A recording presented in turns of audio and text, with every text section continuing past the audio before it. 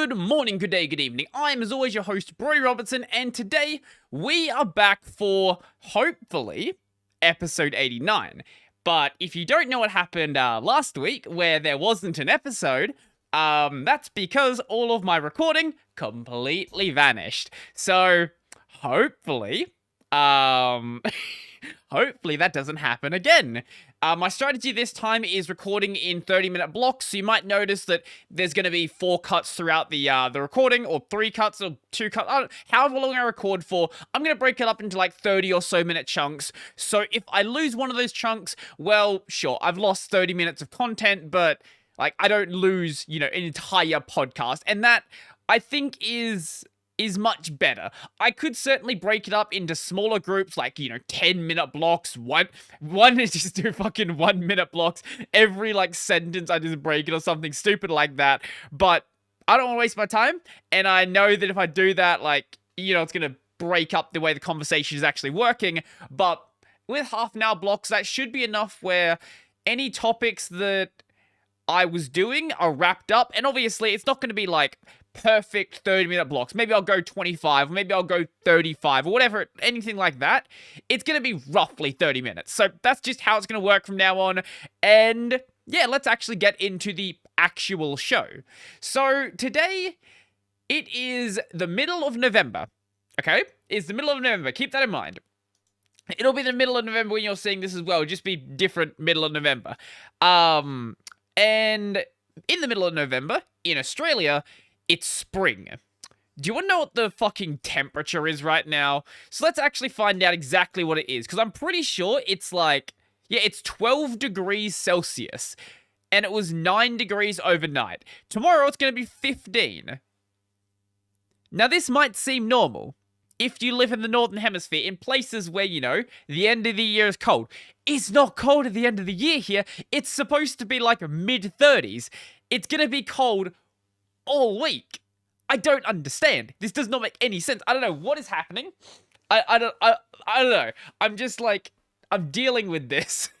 I was wearing one of my jumpers before. I decided to take it off, but I may end up putting it back on afterwards. The only reason I took that off is because I was doing thumbnail pictures, and I want my thumbnails to look a certain way. I don't wear a jacket or a jumper during my thumbnails. I have the shirt and the Hawaiian shirt. And you know what? Wearing a Hawaiian shirt when it's 10 degrees outside is not the best feeling.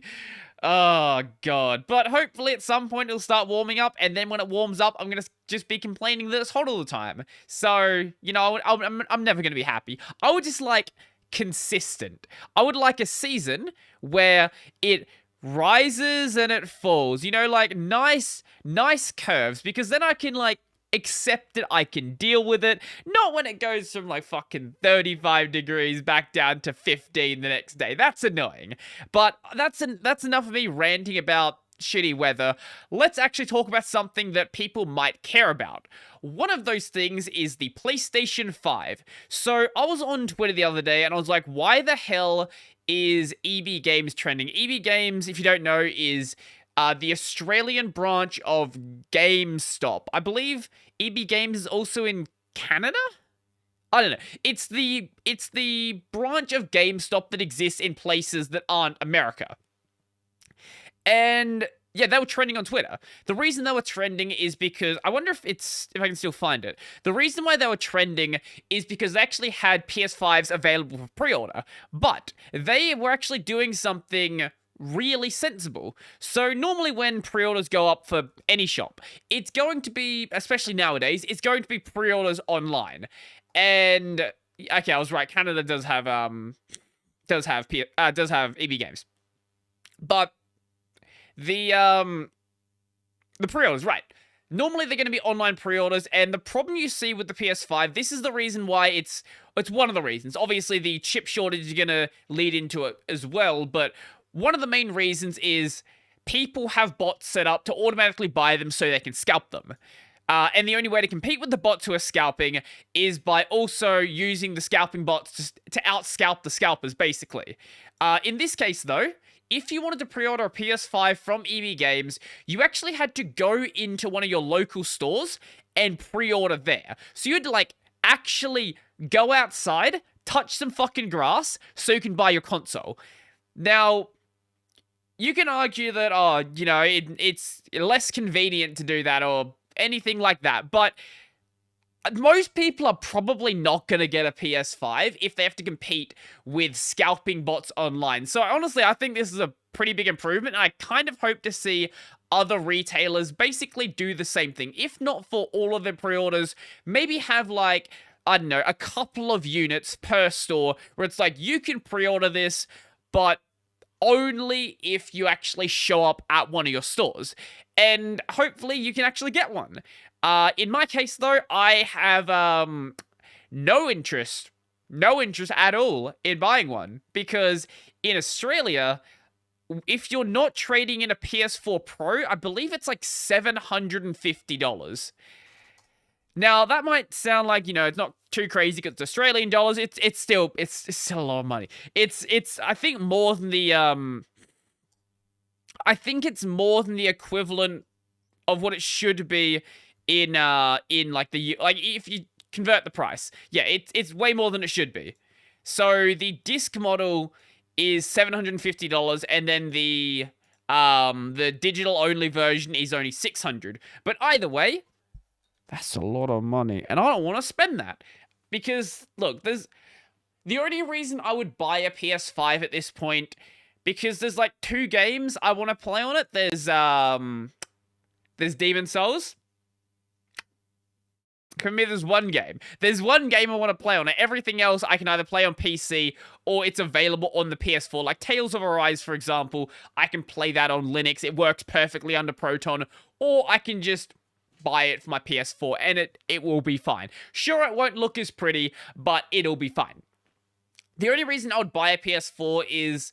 buy a PS5, not buy a PS4. Buy a PS5 is if you put in a PS4 game, because it's backwards compatible, the PS5 basically operates as a PS4 Pro. So any games that are Pro enhanced are going to be enhanced, basically.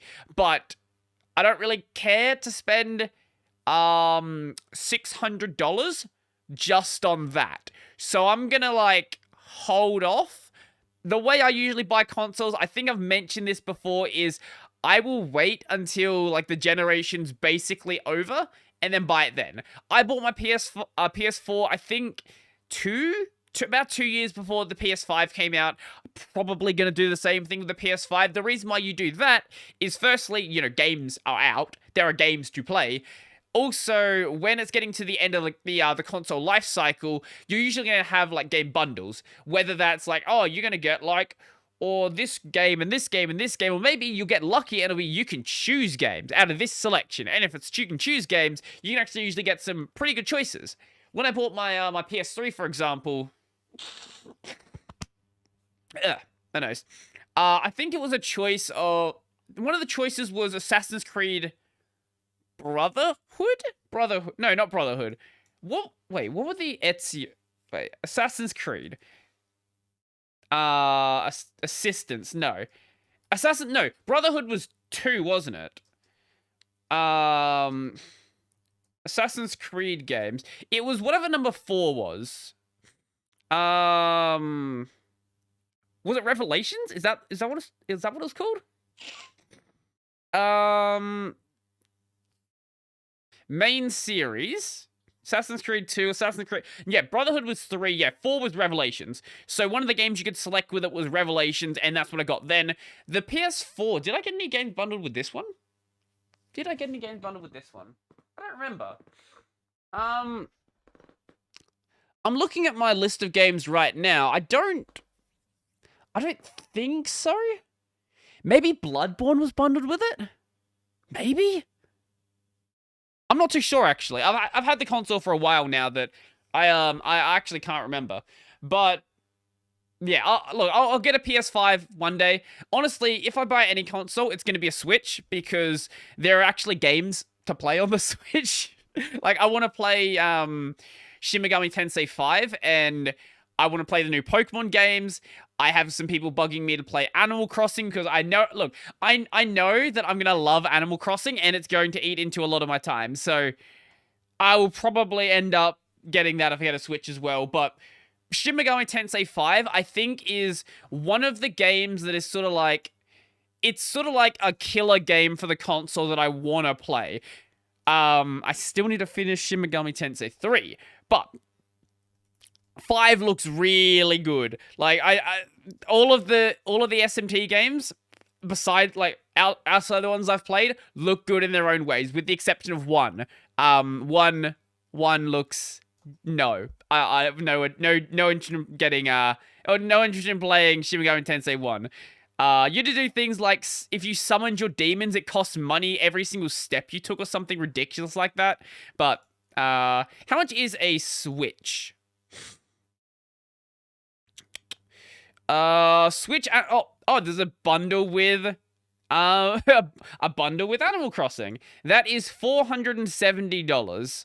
So, what, you would drop the price by like $70, and it's $400 for the console, and, $400 for the console, about $70 for the game.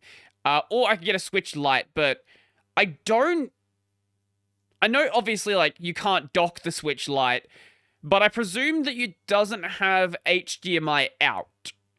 And if it doesn't have HDMI out, then obviously I cannot record it. I'm actually not sure if it does or not. Because I know capturing a base model Switch is very easy. All you do is you just, you take the output that was going to be going to the TV and you just put it through a capture card like my Ava Media. But I don't think the Lite you can do that with. I could be mistaken. If someone knows, I'm happy to hear, but I'm not sure. With this Dialga and Palkia edition, do you actually get the Pokemon game with you? Game sold separately. This is I hate this when they do a custom console and you don't get the game that's associated with the actual console. Honestly, that's really mean. Like, or maybe, can you do it over USB-C? No, you probably can't do it over USB-C.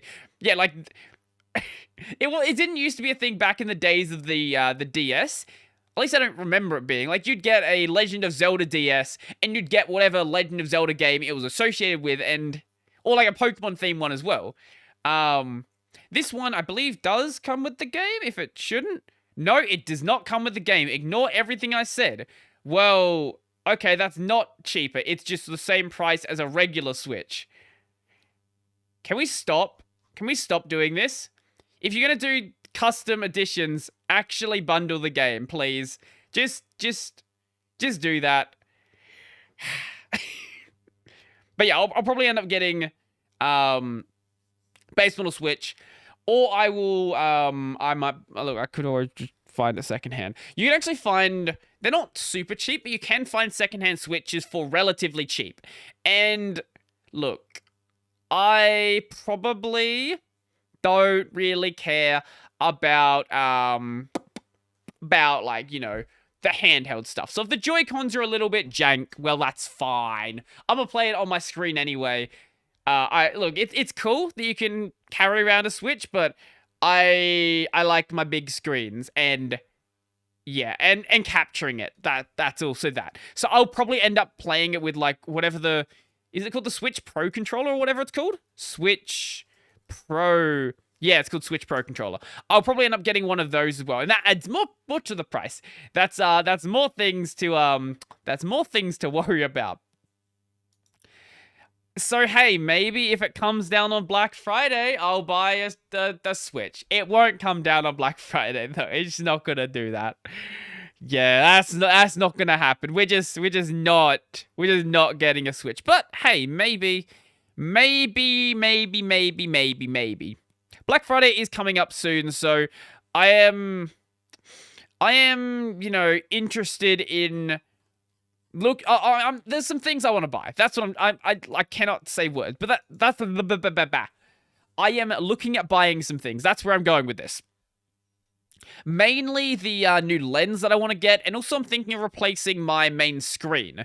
I talked about this in the episode that got deleted, or got nuked. So my current screen is basically, it's the cheapest 27-inch 1080p monitor I could find because I wanted something 27-inch, and this is what they had. But, you know, there's better monitors I could get, so maybe I'll look into that if something nice comes down in price. If nothing comes down in price, I'm just, you know, not going to bother. But maybe I'll be lucky and I'll actually find something that is worth buying. It's a possibility, I guess. Not holding out much hope, but it's a possibility, I guess. And it won't affect you guys, but it'll be nice to have a nice screen as my main screen, and then a second screen that's not as shit. My secondary screen's not bad, but this is the cheapest. So we have a combination of the cheapest 27-inch monitor and the cheapest monitor I could find. So, like, I'm not exactly working with the you know, the best visual hardware you could find. But besides that, the only other thing I'm considering buying for Black Friday is going to be like Christmas presents, because at this stage I've got everything that I kind of want, and I think I'm pretty good. Yeah, I think I'm pretty good. Unless, look, it's very likely that I'm just going to think of something. I'm like, yeah, no, actually, I kind of want that as well, and I kind of want that. But at this stage, I don't have anything that's desperately wanting to burn a hole into my wallet. It's more like, hey, that might be cool to buy. And when it's that might be cool to buy, I'm just going to put it off for like 2 years. That's sort of why I put off like my mic upgrades and stuff, where like I don't need this microphone, but like it would be cool to have. And then eventually I got around to buying it, and you know, it's cool to have. That's it. Like, I wasn't wrong. It was going to be cool to have. But actually, speaking of spending money on things you don't need, I was actually going thrift shopping the other weekend. Shit, where did I put those? Give me 1 sec. I'm gonna see if I can find them. I bought some. I'll tell you the other cool thing I bought. I'll see if I can find the not weeb trash thing that I bought. Did I put them somewhere and then forget where I put them? That would be really dumb, wouldn't it? If you bought something from a thrift shop and then you forget where you put it, and it's just hidden around your house somewhere. Where did I put them? Is it over here? Oh, yes, okay. We're good. I didn't lose the things that I bought. So, there is a shop in Australia called Savers. So, Savers, unlike a lot of thrift shops, they're sort of more in line with like the Salvation Army and like charity shops, where they don't know how much anything they own is worth, and they just sell it because people donate it to them, and they just, you know, want to sell things at not at a loss, at enough to cover their operating costs, basically. And I picked up something actually really cool. So this is, I actually got 2 sets of these. These were $2 for each set. This is a set of, see if I can focus on it. This is a set of, like, Australian-themed coasters. And honestly, I think they look really cool. This set is just a set of different hotels around Australia. So that first one was the Empire Hotel in Kurri, New South Wales. The second one was the Commercial Hotel in Braidwood, New South Wales. I guess, I was going to say this one's focused around New South Wales, but no, this one is the Imperial Hotel in Ravenswood, Queensland. Then we have the Drover's Arms Hotel in Gornong, Victoria. There we go. The Malden Hotel in, surprisingly, Malden, Victoria. This one, which was not part of the set, but they just left it in there. I think someone stole this from a pub. And this one, which was clearly very well loved, the Albion Hotel in Grenfell, New South Wales. So this set was, as I said, $2 for all of those coasters, and I feel like it's a pretty good score, to be honest. As for the second set, this was also $2. This one was more of a focus on, like, Australian scenes, and I can't read it because it's all written in really annoying cursive, and my cursive is not very good. Anyway, here is the first one.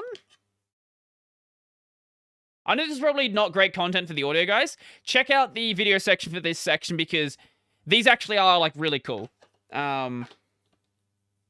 This one is Down on His Luck. Actually could read that one. Then we have, this is the Drover? I think that's what it says. As you can see, like, there is obviously some damage to them. They're probably very well loved, and they sort of just donated them because they didn't need them anymore. This one is, I have no idea what it says. But it looks real cool. And then this is Winter Evening. And you know what? For $4 for all of that, I feel like that was a pretty good score.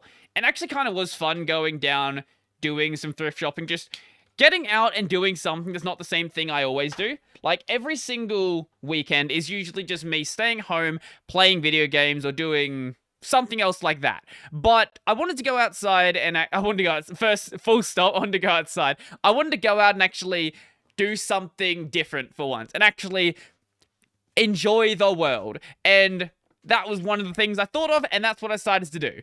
But that was just at Savers. Now, I didn't just go to Savers. Savers were just where I started because I knew that Savers had a lot of, they're good for books and for random shit like this and for cutlery and general house stuff. Also, I got I think it was a couple weeks earlier, I got my MSI hat also from Savers. So, like, you know, they already got this good score for $5. I gotta go back there again and see what else I can score there. But I decided to go after that from Savers over to Cash Converters, better known as Cashies. Cashies is basically, Cashies is a pawn shop. Cashies is a pawn shop. It's a place you go because you have rent to pay and you gotta sell some jewelry, or you gotta sell your console, things like that. And they're there to make money. So obviously you're not gonna get crazy deals. Back in, like, the early 2000s, they didn't know what they had.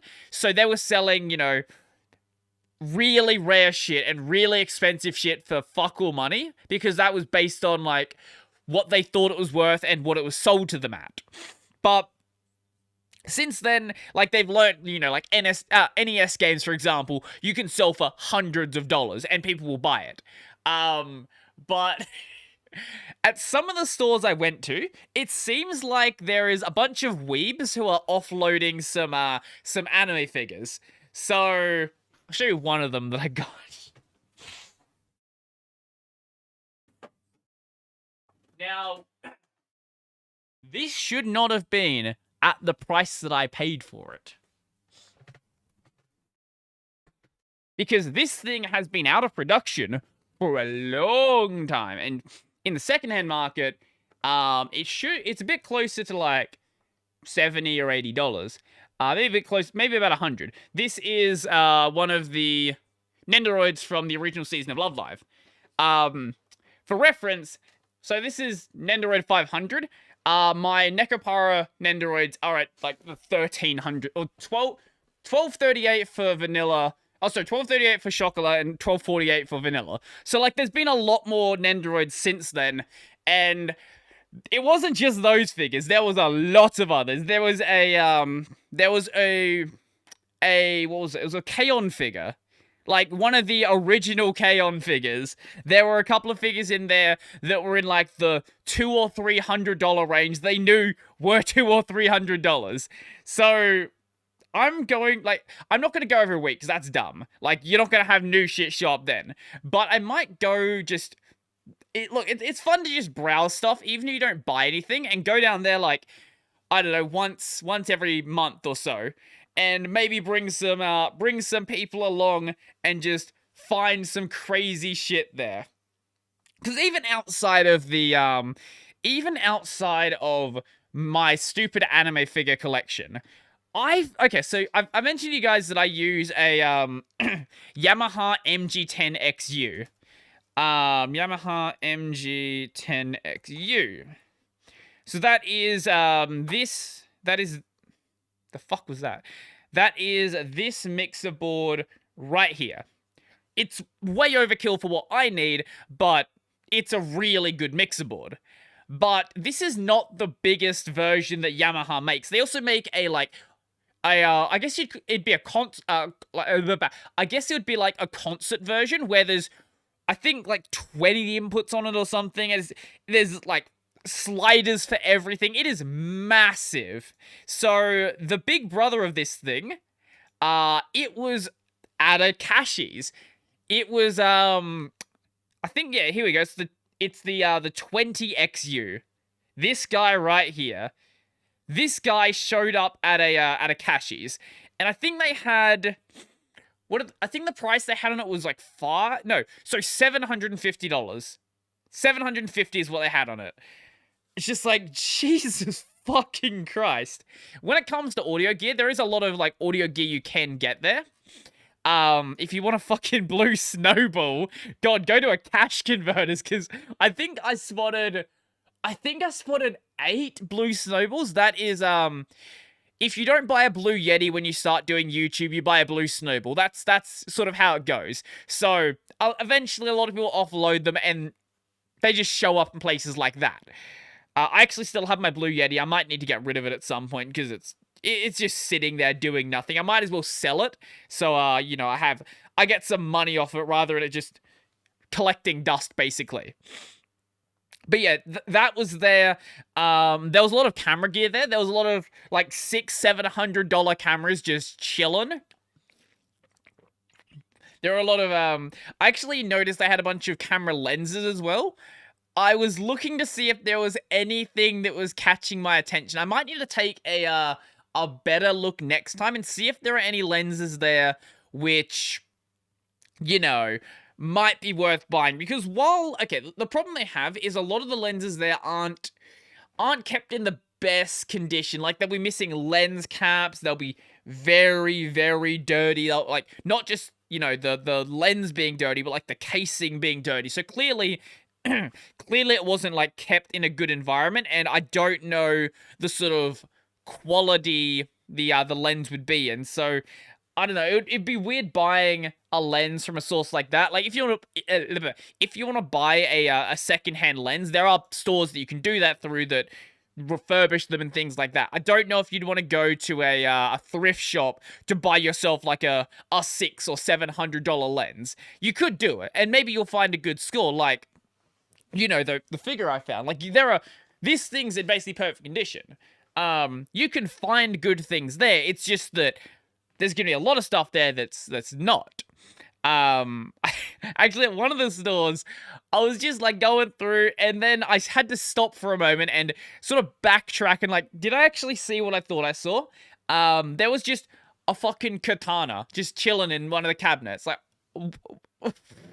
why? Why is there a katana here? Who sold a katana? Is it a tin katana? Is it a steel katana? Is it a steel katana? I have no idea. Why is it here? I don't understand. But Cashies is fun. Honestly, just going to random thrift shops is fun. It's not as fun if you go to some of the smaller ones, but I live fairly close to like I live fairly close to the city, so there's a lot of the bigger stores where they'll have like crazy shit. Obviously the boring stuff like TVs. Hey man, you want some fucking drills? You want some fucking drills? You want some drill batteries? Man, you can get yourself a fucking drill battery pretty cheap. Also, there's these if you've ever been on a construction site in Australia, you've been near someone who works on a construction site, you have seen one of these things. I have seen so many of these fucking Makita Bluetooth radios. I think in one store there was 7 of them lined up next to each other. Never buy one of these at full price, because you can buy them secondhand at like half the price. I don't know, like, they don't sound good. The only reason you buy them is because they're made to be run over by a truck and continue working while they do that. Like, that's why you buy them. But yeah, if you want one of these, hey, yeah, man, Cashies is a good way to go. Or anime figures, apparently. Actually, pop figures. I fucking hate pop vinyls, but if you like your dumb pop vinyls, yeah, you can get pop vinyls there. Because, you know, when you collect shit like this, you're going to eventually run out of, you know, room. Run out of space. And, yeah, eventually people are going to just offload them into a store like this. And they just crowd all the shelves. Oh... Why do they look so bad? Like, look, compare a Nendoroid. Compare one of these, okay? Compare this cute thing.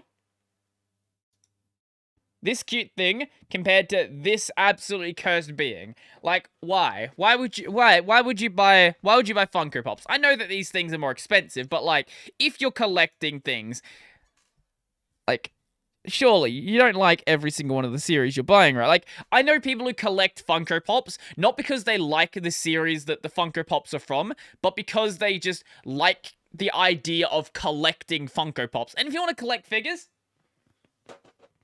go to Japan. Japan's got some much better figures you can find. But hey, it is what it is. You spend your money how you want to spend your money, I guess. That's, I will laugh at you for it, but people will laugh at me for buying the anime figures in the first place, so I guess we're basically in the same camp. So it seems like my strategy of breaking down the podcast into sections actually works out pretty well, because there was no problem with the audio there, so let's just keep going forward, and hopefully there's no problem with the audio this time, because... Actually, that reminds me of a dumb problem I had the other day. So, I was recording something. I was recording clips for whatever video I was doing that day. And I recorded the clip, fine. Next one, fine. Next one, fine. Next one, fine. Next one, fine. Then it breaks. I changed no settings. Nothing happened. It just stopped working. Why did it stop working? Well, no. I don't know. I got no idea. I didn't change anything. Nothing changed on my system. I restarted my mixer and everything was fine. So, I don't know if it was the mixer board playing up, or if it was my drivers playing up, or if it was something else. It was OBS playing up. It was something playing up, and I've not really been able to sort of get down to the bottom of the problem. I sort of just have been trying to mitigate the effects of the damage, which is something I should have been doing, honestly, for a while. But, moving back to topics. Do you want a really shitty keyboard? Because I know I do. God, this thing is ugly. So, for anyone listening right now, I'm sure you've seen these before, but it's one of those keyboards that have the circle keycaps. Like, they made sense on a typewriter because it was a very big unit. It was a very physical unit. This is just a regular keyboard, but it has circle keycaps. And it's not even a good color scheme. So this is part of Logitech's cutesy pop keys keyboard. I don't know what makes this keyboard cute. I'm actually unsure. Wait, are those oh my, okay, no, forget everything I said. This keyboard's actually amazing. It has got hardware emoji keys. It has got fucking hardware emoji keys.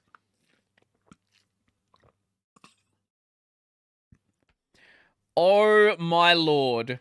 Okay. You know what? This is the greatest keyboard I've ever seen. It's also is that a 60%? Is that what it would be? I guess it's modified 60% because you've got extra keys here for your emoji stuff. I think you'd call this modified 60%.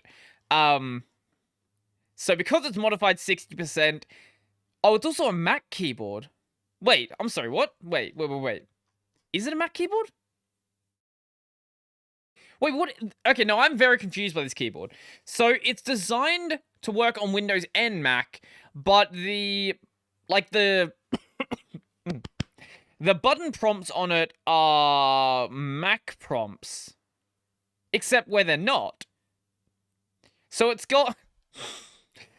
I hate that. Okay, so instead of having, you know, how you have your like blah, blah, blah, words, you usually have the Windows key that has a Windows icon on it. And, you know, if you're using Mac, you're not gonna... Or you're using Linux, for example, you're gonna see the Windows key. You don't really care about it. What if we change it from Windows to be Start?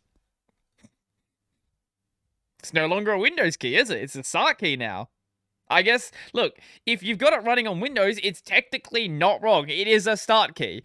It's just, I've never seen a keyboard that refers to the super key as Start. Could we just put super on there? Like, just put super on there. That would be fine. I guess you could, like, make custom keycaps for, like, a mechanical keyboard and do that. I'm sure someone has done that. But, like, just put super there. Not Start.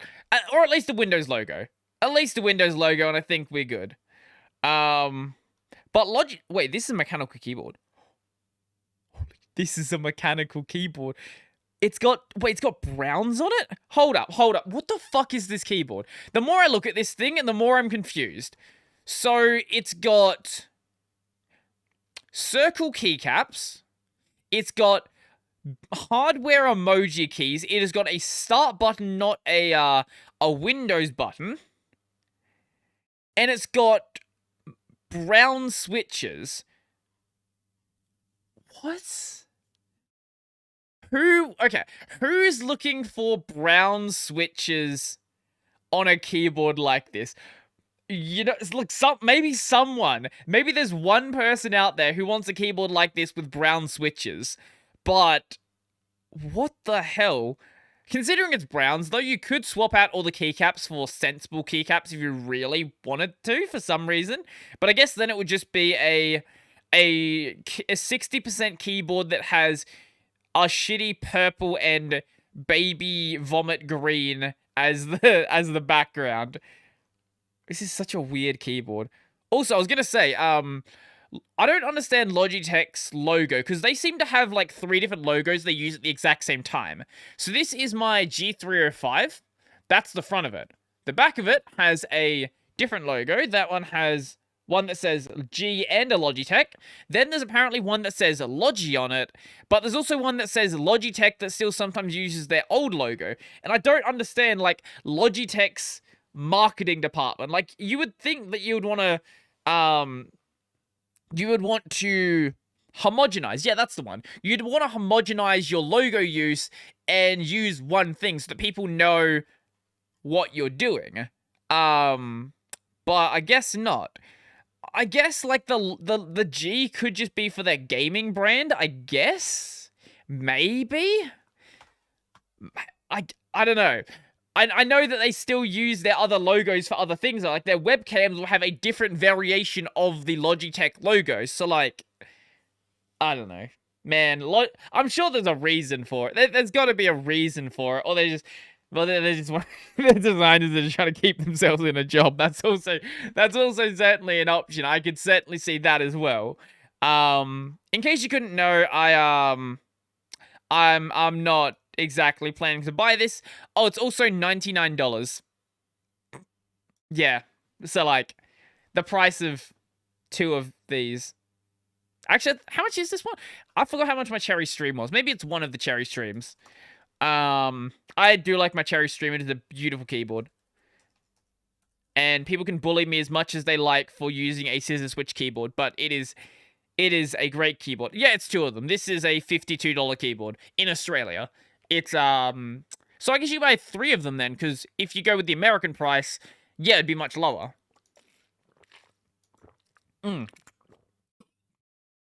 I like my keyboard. I'm not planning to replace it anytime soon. There's no problems with it. It's doing everything it should do. It's got nice media keys on it. All of it feels lovely to type on. There were some issues early on with, I guess, buttons feeling a bit strange, but those were sort of, I guess they were sort of factory issues. What I mean is sometimes you'll buy like, a keyboard, you'll buy a card, you'll buy anything, and after you use it for a while, it's going to operate a little bit differently. It needs to sort of burn in or burn out.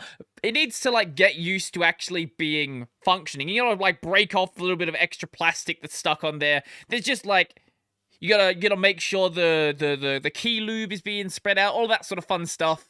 When I initially got this, some of the keys, like, squeaked a little bit, but as I've been using it more, like, that problem has completely disappeared. So, at this point, I honestly, I don't think I could use a different keyboard.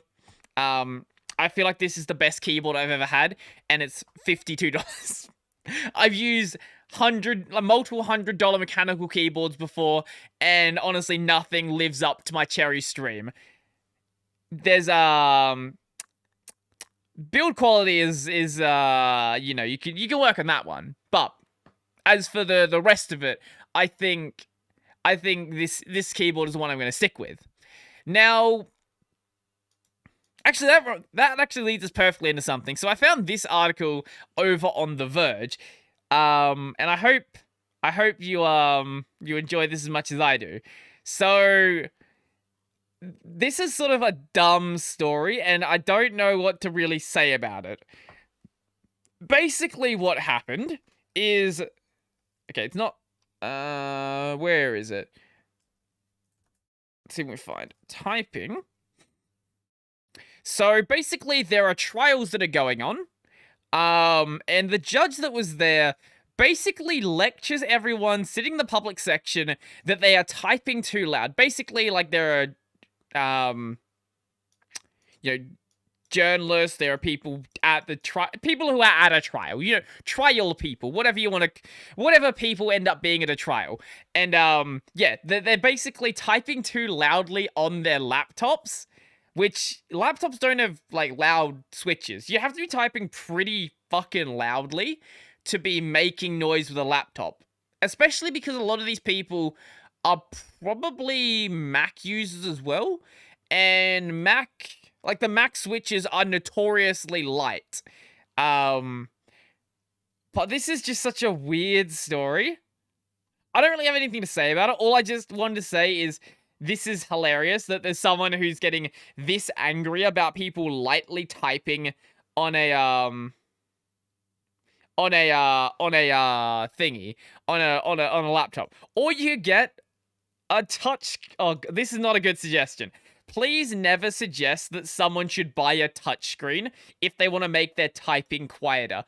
I'm sure you guys have, you know, used phones before, but have you ever used a full-on touchscreen keyboard? Something that is, like, a big piece of glass that you just type on like a keyboard? Because I have.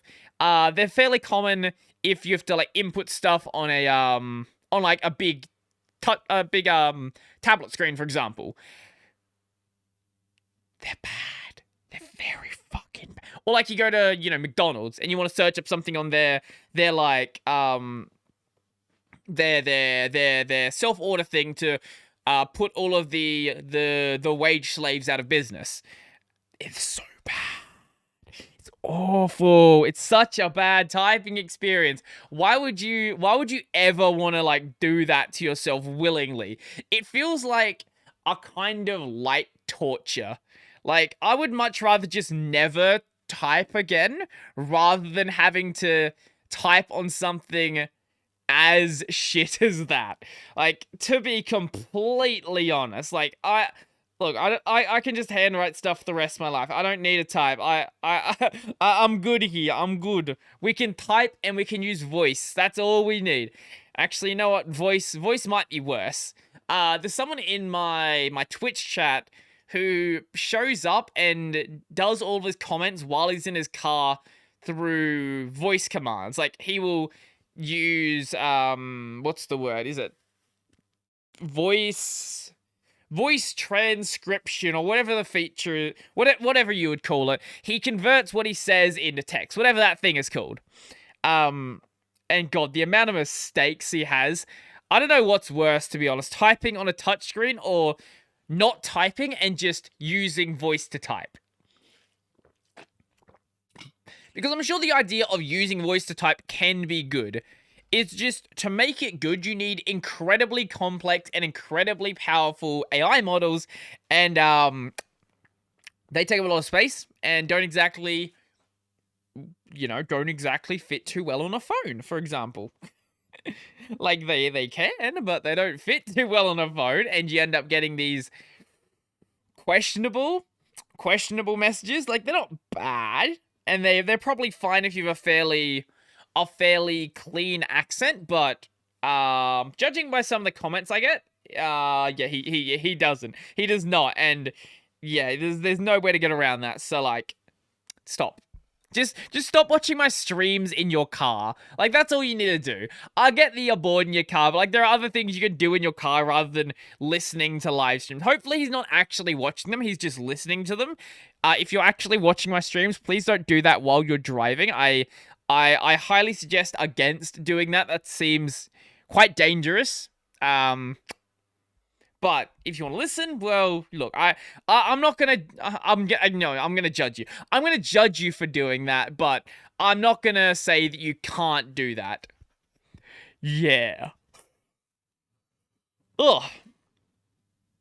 I'm so fucking tired. I'm always tired. Tired is my existence. Maybe when I move to my my new place, I won't be tired all the time. I won't be tired all the time because I'll actually be able to sleep because I don't have a housemate that wakes people up at 7 in the morning by playing a stereo every morning. I wish I was joking. That's actually what happened. My life is great. It could be worse. To be honest, like, I'm actually doing pretty good. Besides that shit going on, I'm enjoying what's been going on with the channel recently. I've been enjoying making content. To be honest, I've actually been enjoying making videos way more than I have in quite a while. Like, there are times where I feel like I'm in a bit of a rut with the channel where it's like I'm doing the same things over and over again. Like, not obviously the exact same videos, but the same style of videos. Like, it's always, oh, we're doing a news video. We're doing a Vim video. I haven't done Vim videos in so long. Maybe I should do that, actually. But, like, I'm doing software showcases, and after you've done however many videos I've done, it does start to drain on you a little bit. But I've been sort of experimenting with doing more, I guess, trying to add more humor into my videos, I think is a good way to put it. Where I'm leaving in some mistakes that I think are funny. I'm trying to set up comedic bits to sort of engage the viewer more. I'm trying to make my videos better than they are before. Because there are like ways there are different ways I can make my video, or I can improve my video. I can change up my lighting and make that better. I can get a better lens. I can't really get a better mic. There are better mics technically, but, like, I don't need a better mic. This is as good as anyone should sensibly go. But, like, that's the point I'm getting at. Like, there are physical things I can do, but it becomes like a limitation on, like, how much you can improve the content like that. There's a lot of places where maybe not I can improve my videos, but there are obviously places where I can do that as well.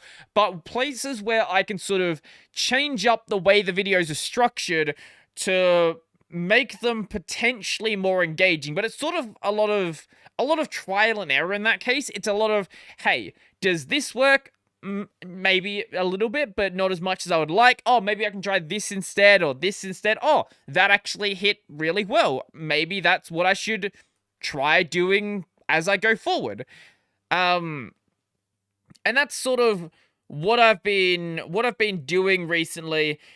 Plus digging into things that I hadn't really dug into before.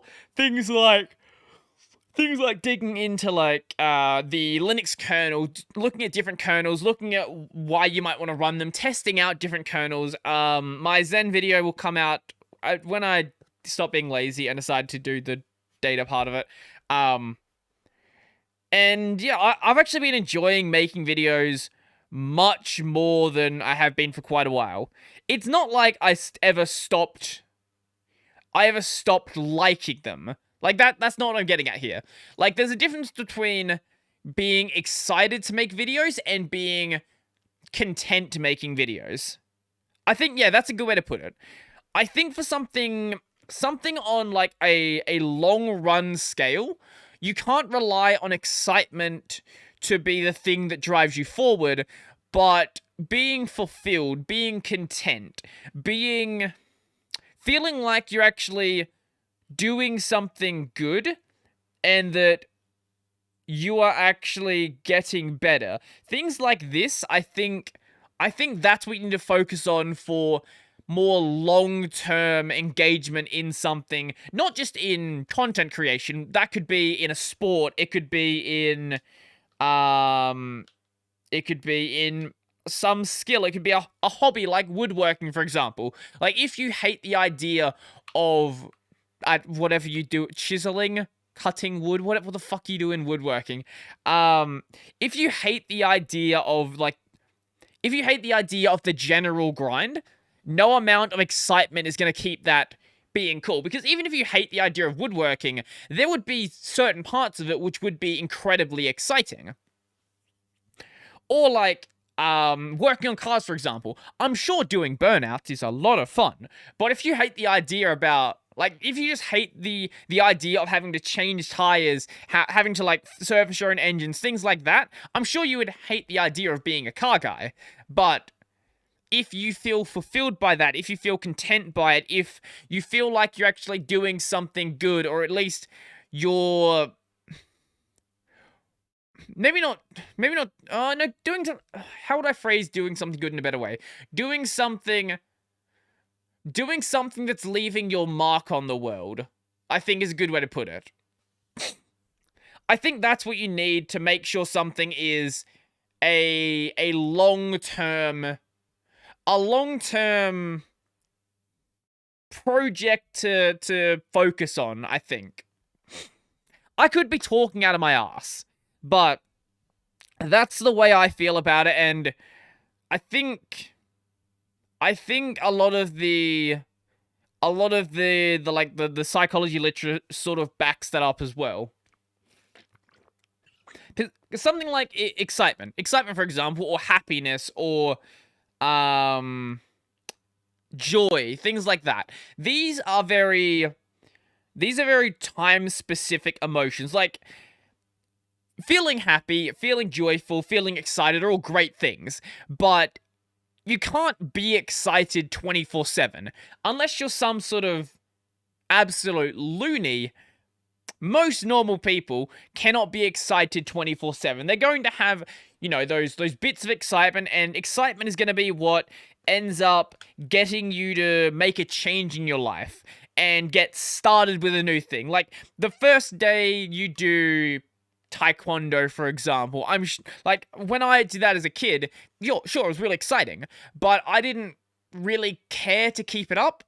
So even though there were bits of excitement, like, the overall thing was not something I really cared to keep up, cared to, like, keep going to. But then there's YouTube, for example, where, sure, it's really exciting when I upload a video and it gets 10,000 views in the first 12 hours. First 10 hours, apparently. And it has a 10-minute average watch time, and I'm getting 43,000 views in a 48-hour period. Like, all of that's really exciting. But even when that's not happening, I still want to keep making the videos, and I still feel like it's something that is I still feel like it's something very important to me, and something that even if less people are watching it, it's still putting a positive mark on the world, even if not everyone understands the points that I'm making. For example, in today's video, which today is when I uploaded the Linus Tech Tips video, the first part of that. So in today's video, I added a lot of context to the way to what Linus and Luke were actually doing as they were going through Linux. But a lot of people, like, perceive... I guess not a lot of people. There was a couple of people who perceived that as me being, like, critical of the way they approach Linux. Like, this isn't the way that you should have been using it. Like, that's not what I was doing at all. But what I had expected with that video is Linus and Luke were going to go through their things, and then Anthony was going to add commentary to the video afterwards. Anthony didn't do that, so I sort of wanted to add that extra context there to sort of explain why Linus and Luke did things wrong. Like, what was wrong there? Why did it go wrong? How would you not do it wrong, for example? And I feel like by doing that, I can add a lot of positive information to a topic that needs some I can't say I'm unbiased. It needs some voices that are willing to accept their biases, I think is a better way to put it. Because you can't say you're unbiased. Like, it's very difficult to do something from a completely unbiased perspective. You're going to have your innate biases that you cannot eliminate, but you can be aware of your biases to make sure that your biases are not clouding what you're doing, what you're saying. And I think that's the way I wanted to approach that video. But because you're being critical of their favorite YouTuber, or it seems like you're being critical of their favorite YouTuber, there's going to be people who take that as a personal slight against them. Like, not just them as the creator, but them as the viewer. Takes it as a personal slight against them because they sort of base their entire personality around the creator's personality, they base their personality around the personality. Personality meaning the content creator, the influencer, the whatever you want to call them. Things like that. And when they see them being attacked, they feel like it's a personal attack against them.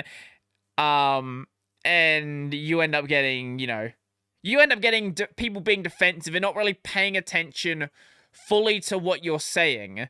But even with people that were being defensive about that, I've noticed that if I sit down and just be like, yo, this is actually what I'm doing here. This is the way I approach this video. Every person I've talked to so far has been like, oh, you know what? That actually makes a lot of sense. I can see what you were doing there. That makes sense. I don't agree with all of the points that you brought up. But I can see where you were going with that. I have had some people disagree with one of the points I brought up, though, and been, I guess, willing to get into an argument about it. So, in one of the points that Linus made, he was saying that Linux articles, Linux journalists basically have no idea what they're journalists and post a lot of information that sort of contradicts each other. And we all agree with that. Journalists, for the most part, journalists for the most part are shit, and there's good apples among them. Most of them, though, most of them aren't great at their job. There's too many of them, and when you have that many people, you're gonna have a lot of people who are kind of shit. There's a lot of people who are kind of average, but, like, a lot of people who are kind of shit as well. But what he said was, in one of these articles, it described Ubuntu as easy to use and user-friendly, But then in the cons, it said hard to, or hassle to get gaming set up. And my argument was that those things don't contradict each other. In fact, they can both be true at the exact same time. But in Linus's video, he said they seemingly contradict each other, which I feel like is entirely inaccurate. Because you can have something that is easy to set up, easy to use, and just generally 99% of the time is a great experience.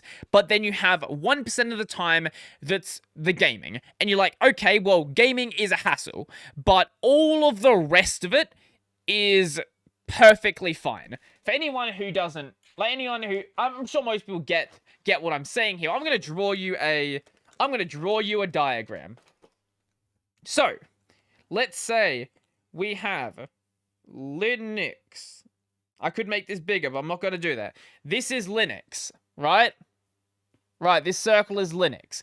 And let's say that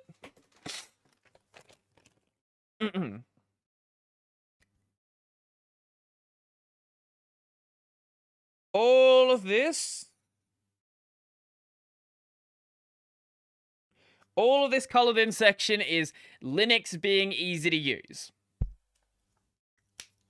It is then not a contradiction to also say that Linux is easy to use, but then this section right here, whether that is gaming, whether that is video editing, image editing, kernel modifications, is a hassle and difficult to set up. All of this pink section is easy, and that makes it an easy to use distro. But this one little bit is difficult.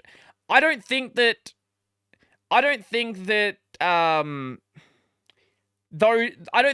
having those two statements being true at the same time is a contradiction.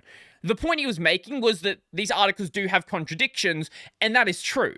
But that point was a bad example, and I'm willing to argue that point as many times as people want, because I feel like I am completely right here. I have pictures. I can draw examples of why I'm right.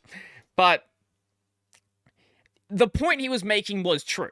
Not the example, the point though. So there are articles that say that Manjaro is an amazing beginner's distro, and then you'll go to the next search result and it'll say Manjaro is a horrible beginner's distro and you should never use it. So you'll still find these contradictions. It's just, I don't think the contradiction that he brought up was actually a contradiction. Moving on from that, I want to talk about my new mouse, and I did talk about this during the Lost episode, but I feel like it's sort of better to talk about it now anyway, because during the Lost episode, I actually hadn't had a chance to go and test it yet. So right now, my MMO mouse, that's why I bought a new mouse. This is a Logitech G600. It's got 3 primary mouse buttons, because this is a fucking weird mouse, and it's got 12 buttons on the side because it's an MMO mouse. And I am honestly loving this thing. It is fucking great. So it was a bit of a pain when I first plugged it in, because I've never used an MMO mouse before. The most I've used, I think the G502 is the... Yeah, I think that's the mouse I've used that has the most amount of buttons on the side. So I've never used an MMO mouse before. This has been like a big learning experience for me. And as for the working with the buttons on the side thing, so I had previously watched Zeppela's video where she reviewed the G600. That's one of the reasons why I bought this mouse. One of the things she did to improve her experience using the MMO mouse is change the way her hotbars were actually laid out. So normally when you lay out your hotbars, you're going to have bars that are 1 by 12. So they're going to be these long bars that go across your screen.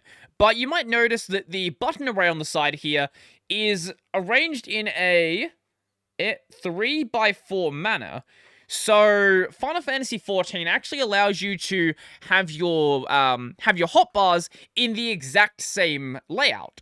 So what I did exactly that. So now I actually have 3 hotbars that are all laid out in that 3 by 4 manner rather than 3 1 by 12 bars.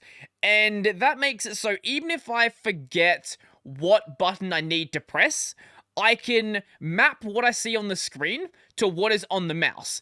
And it's made it so it's been so much quicker to actually learn how to use this mouse. It hasn't been perfect. And even now, I've been using this for about 2 weeks or so. Even now, it's not perfect. I'm still making mistakes. But I feel like I'm already doing better than I was doing before. One of the problems I was getting to with the with not having MMO mouse is I feel like as you get to higher and higher level content, if you're great with MMOs, I'm sure you can handle this. But I'm not. I'm still fairly new to the hotbar style MMO. Having to hit buttons that go all the way across your keyboard is not a comfortable or a pleasurable experience. And getting to avoid that is great, because I was starting to get to the point where I couldn't keep up my abilities. I couldn't keep up I could keep up my GCD abilities, my global cooldown abilities, but when it came to off global cooldown stuff, there were frequently times when I pressed the wrong button, used the wrong ability, where I would I just not hit the button quick enough and sort of waste time with getting my damage out, especially when it's an off GCD that's not like a situational thing where it's like just extra damage output. So obviously it doesn't matter as much for your, actually no, it kind of matters even more for your defensive stuff if you're a tank. Because you want to make sure you're reducing damage to not put as much stress onto your healer. But when it's like less situation, or when it's more generally situational, like at the point I'm at, a lot of my like interrupts, for example, I don't need to worry about, because there's just not really any situations where interrupts really matter. Like, there are things I can interrupt to make it a little bit easier, but like you don't need to. But when I started using this mouse, holy shit, I feel like once I got used to it, I just went up like 10 levels of ability to play this game. Because now I can actually use all my hotbars, because to actually access my other hotbars, rather than moving my fingers off of the movement keys, I now just hit my pinky on either my control or shift and access those bars. So I can actually keep my fingers on the movement keys and still, you know, use my abilities. So in the case of, let's say there's an AoE, there's a red circle AoE or orange circle AoE, I guess it is in Final Fantasy. You can move out of that AoE and also use abilities. That's something I couldn't do before. That, like, there were maybe ways to do it by like leaning my thumb on the S key and like moving my fingers like that or something. I don't know. But combining getting the MMO mouse with moving over to the sensible, the only correct movement, legacy movement, I have gotten so much better at this game, and it's gotten more and more fun. If you don't know, basically in Final Fantasy, there are 2 styles of movement. There are standard and legacy, also known as legacy and wrong. So legacy movement, actually we'll start with standard. Standard is the style of movement available in games like WoW, where your movement direction is based on the direction...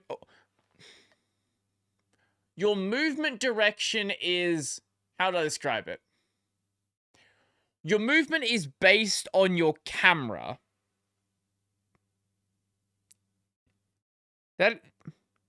No, sorry. Your movement is based on where your character is facing. Yeah, no, sorry, I got that backwards. Based on your camera is correct. It's based on where you're facing. So if you're facing forward and you press forward, then you'll move forward. But if you're facing forward, but your camera is facing off to the right, you're now going to move to the right. Like, to the right based on where the camera is facing. So you have to sort of worry about where your character is facing. Plus, when you do standard movement, you can't back up. You press S and you slowly walk backwards, because it's trying to do this. I don't know what it's trying to do. It's such a bad system. But you switch over to legacy movement, also known as I play video games and I know what movement actually is like. And the way that works is like you're playing literally any other game. So it doesn't matter what way your character is facing, it's entirely based on the camera. So if you're facing an enemy, right? And you have the camera, so you're facing an enemy. Actually, no, we'll do it like this. Yeah. You're facing an enemy that's in front of you. The camera is over here. So you as the player are looking like over in this direction. When you press the W key, you're going to move over here. You're not going to move in the direction you're facing. It's such a basic thing, and I don't know why it's called Standard Legacy. Legacy makes it seem like it's, you know, a deprecated thing, an old thing, a bad thing. It's called Legacy because that's the way the old game used to work. Like, that's how RPGs usually work. That's how the old Final Fantasy used to work back when it was shit.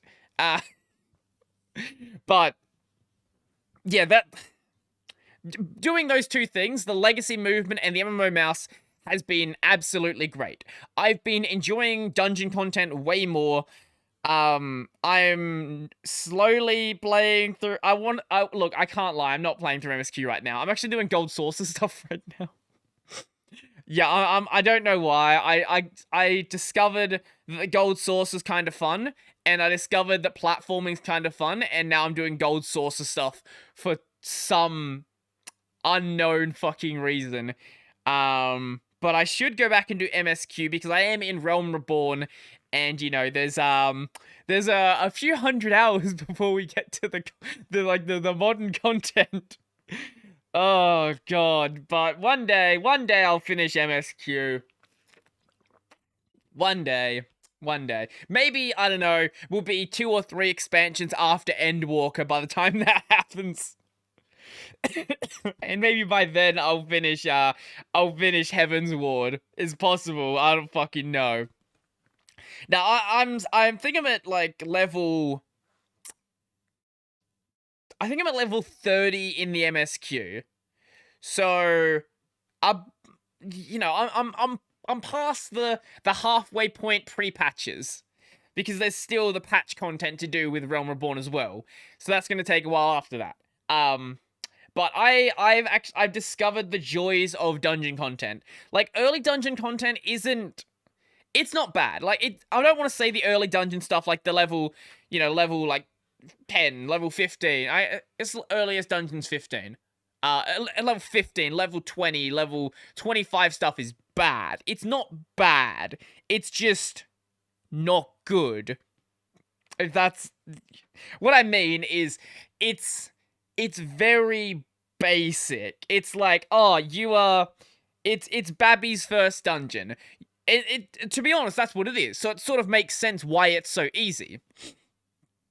But then you get to places like Aurum Vale. You get to places like Cutter's Cry, and you're like, oh, you could actually die in this. Like, prior to that, the only time I died in a dungeon is when our healer DC'd.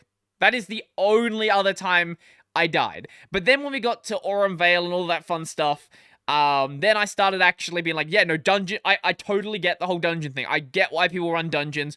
I get raiding.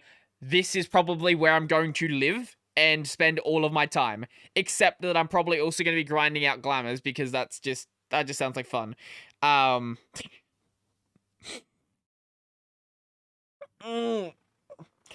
Fantasy is a great game. I was talking about this MMO mouse, and I got sidetracked by Final Fantasy. Back to the mouse itself. So I said it has 3 primary mouse buttons. So we got your left, that one, left. You got your right, and you got your right to right. So basically, when you hold this, your ring finger sits on the right to right. I don't know what to call this mouse button. I'm gonna call it right to right. I have it bound to nothing because I've never used a mouse before that has 3 primary mouse buttons, and when I hold this mouse, I very frequently hit that button. So if I have it bound to something actually useful, well, it's not going to go too well for me, is it? So I don't do that. I just let it be. I let it exist and let it just do its thing, I guess. Mm. But I have seen some people who buy this mouse who say this is like one of the killer features they buy it for. Like this is the reason why they own the G600, because of the third primary mouse button.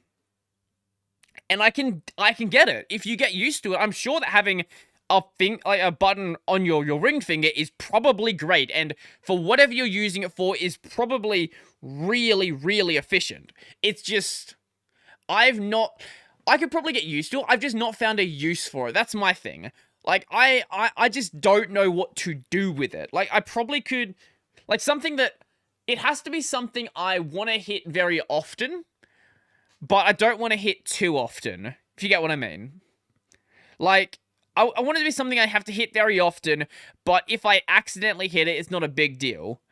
And I just can't think of anything that sort of fits that problem, because most games are designed around 2 primary mouse buttons. So, like, there's not a third very important action you'd want to put there. Maybe... No, I can't think of anything. I mentioned this in my G600 review, but if you can think of anything, I would absolutely... I would love some sort of idea. Just any idea, whatever you got that could help me out with that, and I'll take it.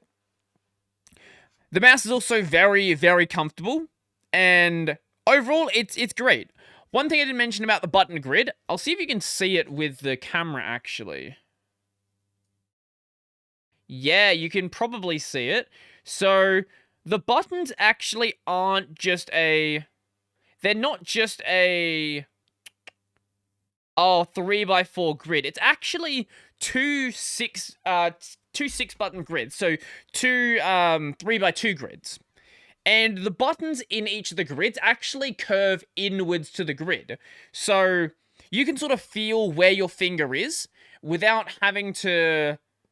work with completely flat buttons. Plus, the 5th key and the 8th key have these little plastic bumps on them, so you can very easily work out where the center is as well. So, it's a great mouse. It's great on Linux as well, because Piper supports it completely perfectly, and I still love my G305. Yeah. So, I'm actually using 2 mice right now. I've got both these plugged in. And you might think that's crazy. Why don't you just use the G600? And you know what? I could, because G600 is great. But I love this mouse. It's a beautiful mouse. It's great. It's light. It's not got a fucking cable on it. That's actually the best thing. And I'm keeping the G305. It's still my favorite mouse, but it's not going to be my favorite. It's not going to be my favorite mouse when I play Final Fantasy. And I think it's perfectly fine to have a separate mouse for Final Fantasy, because there's no different from having a flight stick, for example, or a flight stick or a fight stick, for your flying games and your fighting games, or having like a DDR pad, or having a Guitar Hero controller. I think it's perfectly normal to have specific peripherals for certain games. It's just most people don't think about their mouse as one of those peripherals. It's just like, oh, I have a mouse and that's just the mouse I have. But I think there's certainly some value if you are getting into a hotbar MMO to look at one of these mice. If not the G600, maybe the Razer Naga? No, it's not the Naga, is it? No, it's not. Definitely not that one. Razer MMO mouse. What is it called? No, it is the Naga. Yeah, it is the Naga. I don't like... Yeah, this has got, like, somewhat of a curve, I guess, but it's nowhere near as pronounced as it is on the G600. On this one, you can see, like, they're angled inwards, but not, like, in a curve. They're more like just angled inwards like a V. Also, the 5 and the 8 don't have plastic nubs on them or plastic bumps on them, so it makes it a bit harder, I would presume, to work out where you're placed. I'm sure you can get used to it. I'm also just not a fan of Razer hardware to begin with. I've never really, oh, not never. I haven't been a fan of Razer hardware since I was like 13 years old. Ever since I discovered Logitech and discovered like their gaming brands. Yeah, I've been, look, as much as you shouldn't simp for brands, I've sort of been like a Logitech shill for probably a good 10 years. There's been a very short amount of time where I've not been using Logitech mice. I don't care about the keyboards. I don't really care about anyone's keyboards except my Cherry. But for mice, Logitech is generally my go-to. Corsair also has a mouse that does look pretty interesting. I know... Actually, I don't know if the Razer mouse is easily configurable under Linux. I know there is there is a program called Razer CFG that allows you to configure stuff configure the Razer hardware under Linux, but I don't know how well it works for the Naga. Okay, yeah, no, it seems like it's entirely stable for all of these versions of the Naga. I don't know. So what is the current version? What is the current version actually called? It is the... That's the Corsair. Naga Trinity. Oh, maybe... I was looking at the Trinity there, and Trinity's not in this list. So, I don't know if that would actually work under Linux or whether it wouldn't. It could be the exact same internals as another one of the Nagas, though, so maybe it's fine. The G600 I knew was going to work, though. As for the Corsair, that is the Corsair Scimitar. That one I think is the cheapest of the three. But this one, the way that this one makes it so it's easy to work out the buttons is firstly it has a bump here, which is great. But also it changes the texture of the button. So rather than using a curve method, it's flat, great, I guess you'd say. I don't think... They are also curved inwards as well. So, not curved a full... not curved as a cone, but they are Vs, and they are changing materials. So, button 9 here and button 8 would feel physically different, even though they're in the same row with the same material. I think that the Scimitar is a better design than the Naga is. This is just going by images. I haven't used it, so I can't really say. But judging by the pictures here, it does look better than the Scimitar would be. Better than the Naga would be. I believe that there's good configuration software under Linux as well. Yeah, CKB Next. That's the one you use for Corsair mice, and... Oh no, this is just for RGB. Is it? Wait, maybe CKB Next does more than that. It actually might... Corsair Scimitar on Linux. Let's have a look. Generic Xorg driver will work for it. Well, yeah, we know it's a mouse. Configuration. This is always something you should check when you're buying hardware like this for Linux.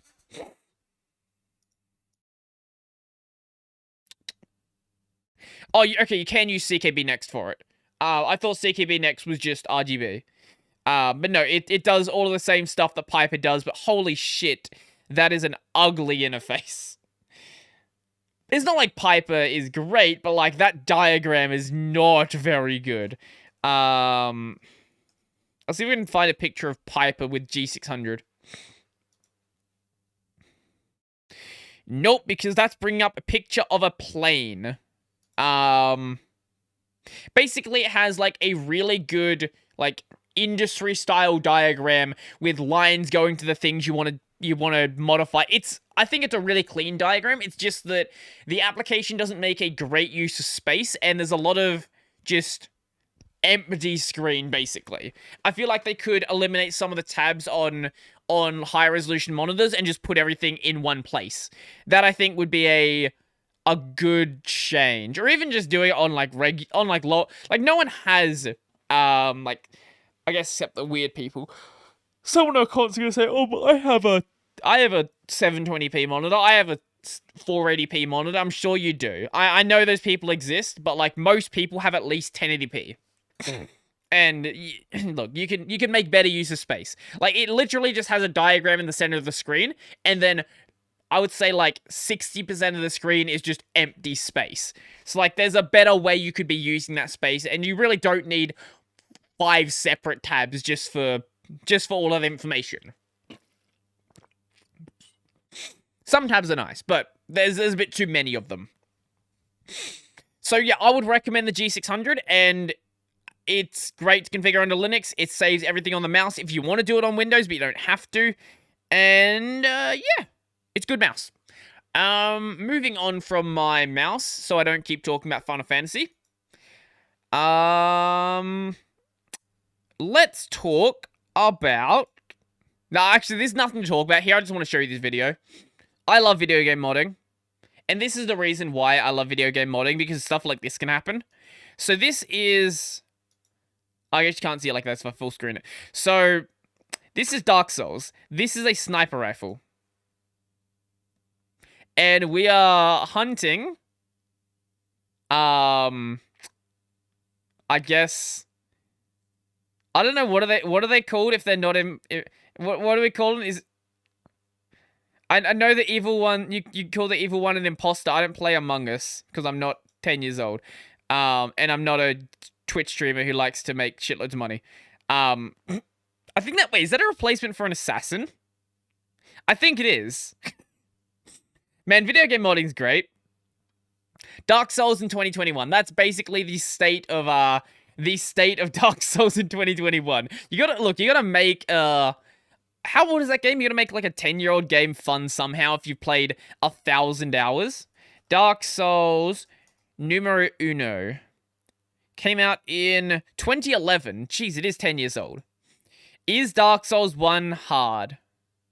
Not really. It's really not that difficult. What is the hardest video game boss ever? Yo! Let's have a look at this list. Okay, let's see the hardest video game bosses ever and how to beat them. And obviously, there is that Dark Souls 3? I think that's Dark Souls 3 there. I've not played Street Fighter 2. Dark Link in Zelda 2, The Adventures of Link. Okay. Dracula in Castlevania. I like how 3 of the first games on here are old games that are jank because they're old games. And we just didn't know how to make games back then. Sinister from Sinister. Whizpig from Diddy Kong Racing. Sure. Emerald Weapon from Final Fantasy VII. I've never actually played 7. I should go back and play 7. It actually does look like a fun game. Oh god, did I actually just see that on this list? Okay. Okay, here's the first one we're gonna see that's dumb. I should go back and play a lot of the older Final Fantasy games. The only one I've played all the way through is 10, which is a fantastic game. It's an absolute masterpiece, but like, you know, 7 I hear is also very good as well. Ornstein and Smo. If you thought taking on one Dark Souls boss at a time was already hard enough, try squaring off against 2 at once. This is what makes defeating Dragon Slayer Ornstein and Executioner Smo one of the most challenging boss battles in the entire series. Are you fucking high? If you want to make things easier on yourself, summoning other players is always an easy way out. Fair enough. After one of the enemies is defeat, the other will absorb the powers of the fallen foe, therefore focusing on one at a time is a must.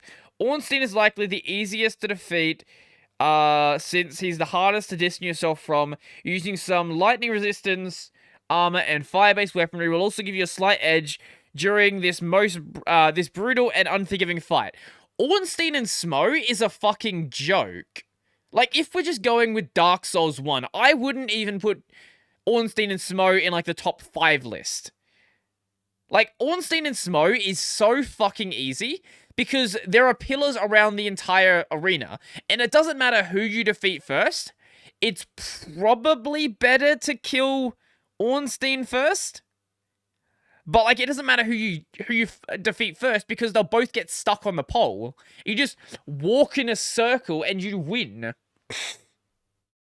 And that's while doing melee as well. Like, that's not a difficult boss. If I was going to give it to a Dark Souls 1 boss, Artorias, Manus, Calamite,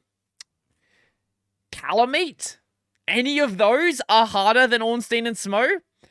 Actually, let's look at a full list of Dark Souls 1 bosses. I'm trying to remember all of them, but my brain is... it's been a long time since I've played Dark Souls 1. Dank Souls 1. Dank Souls 1 bosses. Okay, let's see a full boss list. Asylum Demon has funny. The Cheese Demon, sure. Bell Gargoyle. I think Bell Gargoyle is difficult the first time you fight it, but really not a difficult fight. Capra Demon is annoying, not difficult. Ceaseless Discharge is a joke. It's a joke because it's insanely difficult, and it's a joke because you can just cheese it and don't fight it. Centipede Demon. I can't remember this. What was the Centipede Demon? Shit, what was this? I don't remember the Centipede Demon. Fight him, then you won't have to worry about. Oh, this one. Yeah, no, that one's easy. Yeah, that one's easy. Chaos Witch, Quelaag. Quelaag's nothing. Quelaag, you hit once and you run away. Priscilla, I don't remember Priscilla being difficult. Gwendolyn is broken because you can just hide behind the pillars and don't take any damage. Demon Fire Sage is just Asylum Demon with 1 extra attack. Four Kings, I would say Four Kings is fairly difficult. The Gaping Dragon is also No, Gaping Dragon's just annoying. Gaping Dragon's not difficult. Sif is not too bad. Sif's a pretty easy boss, I would say. Gwyn, Lord of Cinder. Honestly, Lord of Cinder is way harder than Ornstein and Smo.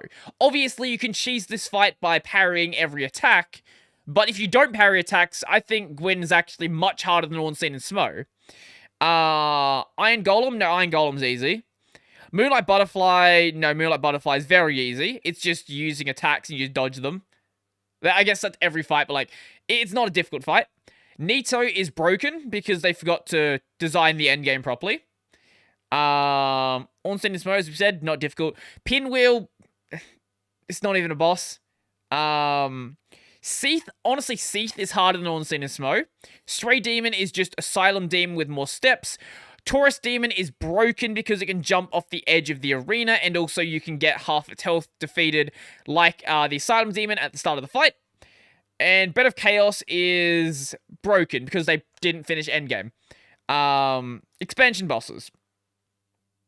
Artorias, way harder. Black Dragon Calamite, way harder. Manus, way harder. Sanctuary Garden. Sanctuary Garden. Sanctuary Guardian. Nah, I would say all of these are way harder than Artorias and Smo. Anything in the mini-bosses? Honestly, the fucking Hydra is harder than Ornstein and Smo. To be completely honest, the Black Knight. I don't think we can call a Black Knight a mini-boss. Or the Channeler. Yeah, no, look, I disagree. If we're gonna put a Dark Souls boss on here, it's not gonna be Ornstein and Smo. Alma from Ninja Gaiden. Mike Tyson from Mike Tyson's Punch-Out. Okay. I hear that is a difficult fight. Cthulhu from World of Warcraft. The problem with World of Warcraft is... Well, yeah. Defeating Cthulhu is increasingly easier over the years after the number of patches, basically because you increase your item level and you just win. Nowadays, any of the early patch content is just easy. Goro from Mortal Kombat. Yellow Devil, that's a weird font. Yellow Devil from Mega Man, okay. Senator Armstrong from Metal Gear Rising Revengeance. I should go and actually play Revengeance. That honestly looks like a really fun game. Platinum makes amazing fighters, and like I've never played Revengeance. Sans from Undertale. I hate Undertale. I don't know if I've said this before, but I genuinely hate Undertale and don't care about its existence at all. Orphan of Kos Bloodborne. Okay, this is Bloodborne DLC. I was gonna say, because I haven't fought this boss yet. I am playing through Bloodborne at this point, and... You know... Actually, I'm gonna look at the Bloodborne bosses. I'm gonna look at the ones that I had difficulty with. Bloodborne bosses. So, some of the bosses were an absolute fucking cakewalk. Some of them were really difficult. Bloodstarved Beast was a joke. Very easy. Cleric Beast was only difficult because I was just starting the game. I don't think it's actually a difficult boss. Father Gascoigne, whatever you want to call him, defeated him on first shot. Witch of Hemwick is a fucking joke. I got stuck on Vicar Amelia for a very long time. Honestly, I feel like that's harder than most of these other bosses. And Shadow of Yharnam, it took me like 3 attempts, I think. But Shadow of Yharnam's an annoying boss. I think out of the bosses that I've fought so far, the hardest was probably Amelia, I would say. Yeah, I reckon. We did fight Rom the Vacuous Spider. I fucking hate Rom. It's not difficult. It's just very, very time consuming. I actually should go back and fight some of the optional bosses because I know there's going to be some of them that I have missed. Chalice Dungeon bosses. I have not done... Is this endgame stuff? I actually don't know what this is. Yeah, okay, this is endgame stuff. That's actually kind of cool. I didn't know that was a thing.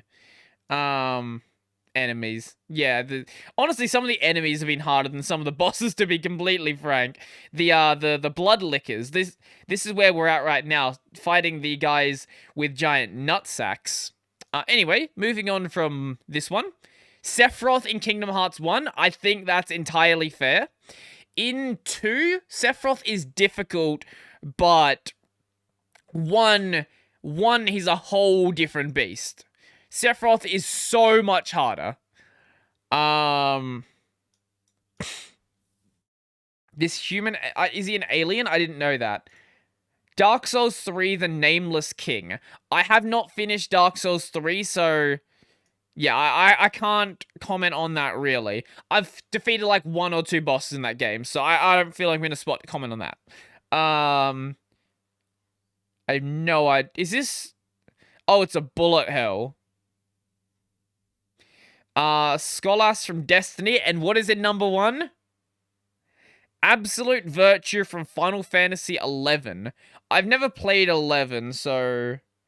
Yeah, I can't comment on that. But I disagree on the Dark Souls one, because...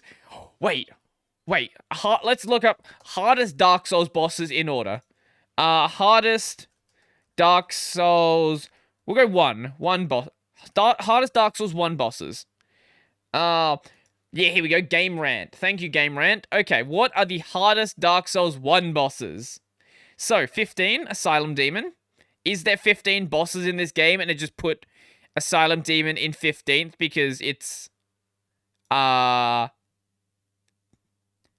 Because it's the first one you fight? But no, if there's more than 15 demons, or 15 enemies, or 15 bosses, this shouldn't even be on the list. Bell Gargoyles. I think the first time you fight them, they are difficult. Because it's the first time you're fighting 2 bosses at once, and it looks very, very intimidating. But you can you can focus on one of the gargoyles at once. Iron Golem. Honestly, Sen's Fortress is harder than the Iron Golem. No. Ceaseless Discharge is the easiest boss in the game.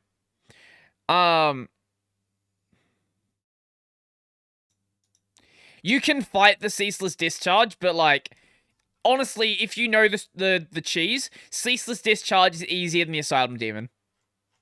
That's not even a boss. Like, that's not a real boss. Centipede Demon. Okay.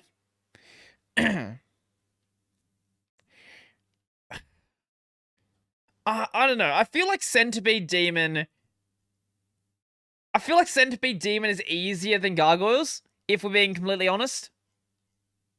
Capra Demon, okay. Sure, that's fair. Seath the Scale.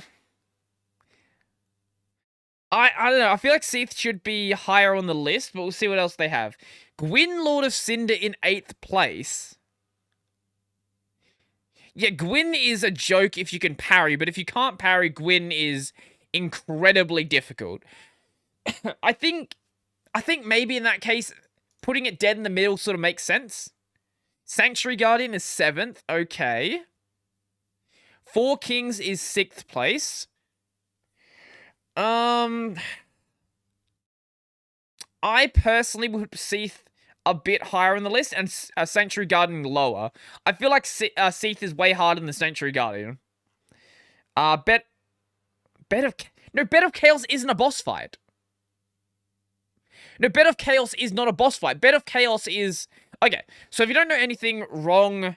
if you don't know the problem with Bed of Chaos, basically, the endgame for Dark Souls 1 was rushed.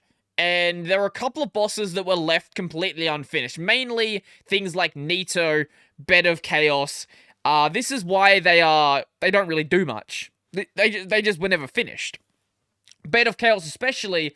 Like, you don't fight the Bed of Chaos. You just dodge the Bed of Chaos and you smack a little heart around and you win. Bed of Chaos should be way, way, way, way, way lower on this list. Seath is way harder than Bed of Chaos. 4th is Ornstein and Smo. I would put Four Kings above Ornstein and Smo for sure. The most notorious boss duo in gaming history. What are you talking about? They're not that difficult. 3rd place. Manners. Okay. If Calamite is not 1st place, I don't know what's going on here. Manus is 3rd place. Okay, Calamite's gonna be 1st place for sure. Artorias is 2nd. Okay, this I can agree with. This layout I can absolutely agree with, no doubt. Calamite is insanely fucking difficult. It's not difficult once you know the strat, but like it's insanely difficult before that. Bed of Chaos should be in, like, 15th. Bed of Chaos at 15th, I think... No, sorry. Shit, what's easier? Bed of Chaos or Ceaseless Discharge? I think Ceaseless Discharge is easier because you literally don't have anything to do. I think 15th goes to Ceaseless Discharge, 14th goes to Bed of Chaos. I think that's a more fair way to put it, in my opinion. I've played Dark Souls 1 in a while, but that's how I would do it, at least. So do you guys know about Twitter Blue? Apparently Twitter has a subscription thing. I actually didn't know that was a thing. I literally learned about it, like, a couple of weeks ago. And there are really basic features being added, and all this should just be fucking basic Twitter. So, Twitter will now let you pay to undo tweets and read ad-free news in the US, and in Australia, Canada, New Zealand, as part of Twitter Blue. I don't care about this. Like, if you want to read ad-free news, uBlock, just download that. But this, why is this not a standard feature? Do you know how many arguments could be stopped with the ability to, one, edit and undo tweets? Sure, you can delete your tweets. Yeah, that's fine. But why is that not a feature that you just give to your regular users? Look, I'm fine with you having a paid subscription. That's fine. I'm never going to pay for it because that's stupid. That's genuinely dumb. Why would I pay for Twitter? Like, if Twitter ever made it so I had to actually pay for it, like, to just do basic shit, or you had, like, a number of tweets you could do every month and you had to pay for it if you did more, I just would stop using Twitter. Like, I don't care about Twitter enough for that. But Twitter Blue costs $3 US a month. that is probably going to be about $5 Australian. Let's actually see what the Australian price is. Twitter, because it says equivalent price, but I have a feeling it's not as equivalent as it could be. How much it's going to cost in Australia? Yeah, Gizmodo Australia. Give me the deets. Give me them deets. Will it change how I use Twitter? Well, it will, because you can undo tweets. $4.49 a month. So what's more important? Do you want to get... what could you get for $4.49 a month? You could get 4 frozen drinks from McDonald's. Or you could pay for Twitter Blue. Why would you bookmark tweets? Just stop. See, apparently you can bookmark tweets that you can't already do in your web browser for free. Why would you pay for that? Undo tweet, which is something that should be free. Reader mode. Wait. Gone are the days of trying to read lengthy threads that feel clunky and split up. You can read the whole thread in plain text. Another thing that should be a basic feature, but luckily there are third-party apps that let you do that, and you have to pay for it. I can see what they're trying to do. They're putting these, like, really, really useful features that people have been asking for, I don't know, like, since the day that Twitter was born, basically, behind a paywall. Like, oh yeah, we could give you undoing, we could give you a proper way to read threads, or you could pay us $4.50 a month if you live in Australia and $3 if you're in the US. And I'm just like, you know what? I don't care enough about Twitter to do that. I've been using Twitter for this long without that feature, so I'm just gonna keep using Twitter for much longer without that feature. Or I'm gonna use something else that's not the main Twitter client. You could even use the Twitter client that Twitter owns that is better, called TweetDeck. I don't know why people use the main Twitter website. The main Twitter website is god-awful. TweetDeck is so much better. Or there are, like, really good third-party clients you'd use as well that are just better as well. Twitter. Speaking of massive corporations who want to take all your money, we all know, I don't know, do we all know? We probably know about Amazon Game Studios. Amazon Game Studios, the developers of such fantastic titles as New World, they exist. They make games. They're also making, as players leave Amazon, as they leave New World, they're probably going to go to a new game that's also published by Amazon, being Lost Ark. So Amazon loses players in one game, they go to another game that is published also by Amazon. So Amazon doesn't lose anything. These are some ridiculous costumes. It's a South Korean MMO. That makes a lot of sense. Like, look, I don't hate these designs, but, like, I really don't like the designs in Korean MMOs. Like, if you think Japanese MMOs have ridiculous armor, go play some Blade and Soul. Go play the Korean version of Lost Ark. Go play any Korean MMO, and you'll see it's so much worse than it ever possibly could be in a Japanese MMO. There is obviously, like, a level of ridiculousness there, like, more than you'd have for an American game, but it's like orders of magnitude less. Anyway, where I was getting at with this was that apparently this exists. There's a Netflix gaming. Like, Netflix, obviously they have their, like, their like, series stuff, but, like, they actually, like, have more than that. I don't, what, like, they actually have, like, Netflix has, like, a game publisher thing. Like, I didn't even know this existed. And they're actually, like, doing things. Oh, God, no. Oh, it's just a picture, okay. It's cool, I guess. If Netflix wants to get into gaming as well, that's cool. That means more companies that are gonna jump onto the NFT thing.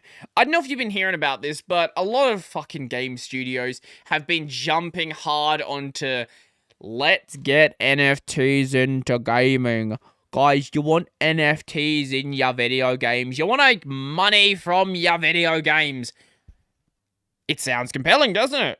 Surely does. Well, why don't we just integrate NFTs into our video games? And sure, there's use cases, I guess, for, like, you know, owning skins and selling them, but you don't exactly need a blockchain to do that. You don't need a blockchain to do that. You can do that with a regular database. But EA has been jumping on the NFT thing. God, can you imagine what's gonna happen when...